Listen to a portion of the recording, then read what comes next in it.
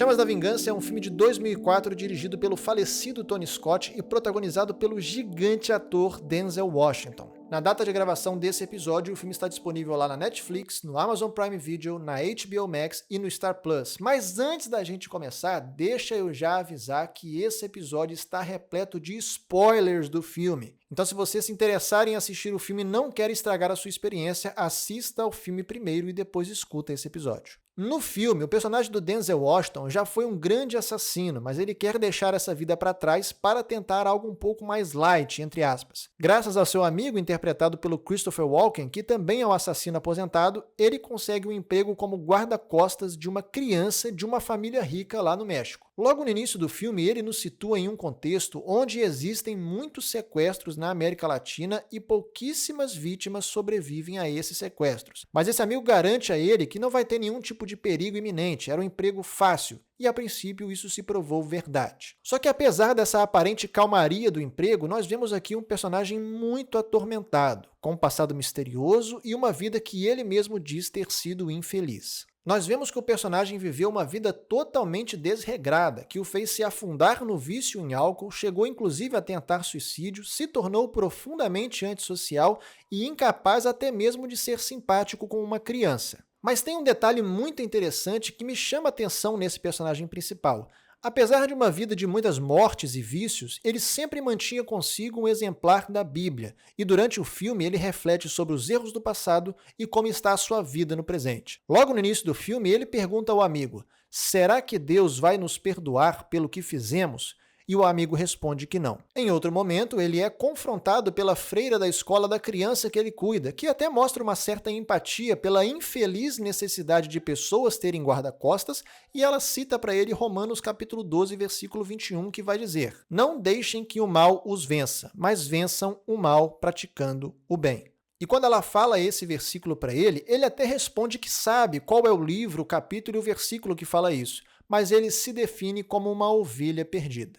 E nesta mesma cena, a freira pergunta se ele vê a mão de Deus no trabalho dele, e ele responde que não vê há muito tempo. Já em outra cena do filme, ele é questionado pela mãe da filha que ele cuida se a leitura bíblica que ele faz ajuda na sua vida, e ele diz que às vezes sim e outras vezes não.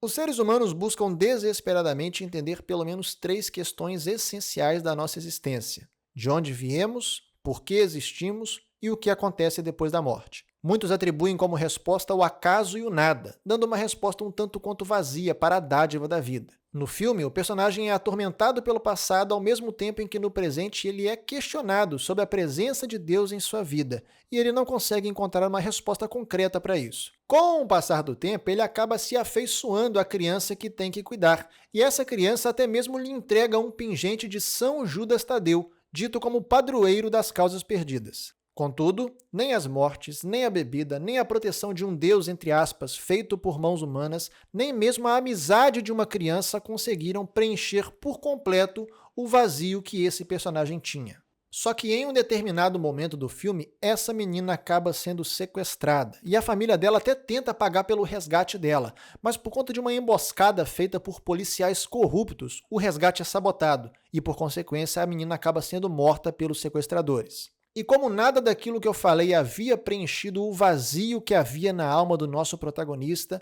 ele acaba cedendo plenamente o seu coração ao desejo de vingança, a ponto dele dizer que seria incapaz de perdoar os assassinos da criança. Só Deus podia fazer isso, e que ele seria o instrumento para proporcionar esse encontro dos assassinos com Deus. Quando ele volta para o caminho da morte e da vingança, em certo momento aquele amigo dele, o assassino aposentado, diz que todo mundo é bom em alguma coisa, e no caso do nosso personagem principal, ele era bom em matar, e estava a ponto de fazer a sua obra-prima. Como frase de efeito num filme de ação, ela é ótima. Como filosofia de vida, não. Nessa trajetória de vingança, além das várias mortes que ele causa, ele também convence esse amigo aposentado a sair da aposentadoria e fornecer várias armas para ele, e ele ainda arrasta uma jornalista que sabe que o sistema policial e judiciário é corrupto e ajuda ele dando informações, o que nos mostra os efeitos devastadores do pecado na nossa vida e na vida das pessoas ao nosso redor. No final, ele consegue sua vingança e de quebra ainda descobre que a menina não tinha morrido, ela ainda estava viva, consegue trazê-la de volta, mas não consegue escapar das consequências dos seus atos. nem mesmo o seu senso de justiça satisfeito conseguiu preencher o vazio da sua alma.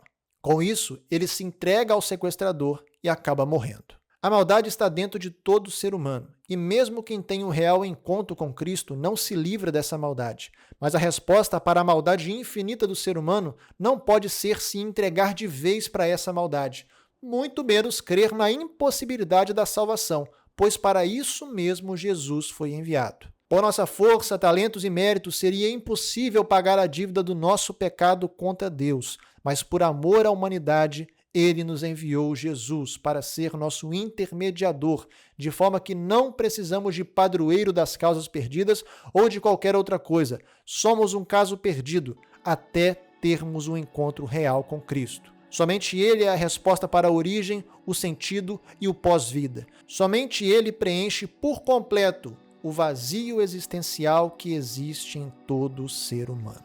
Que Deus abençoe a sua vida.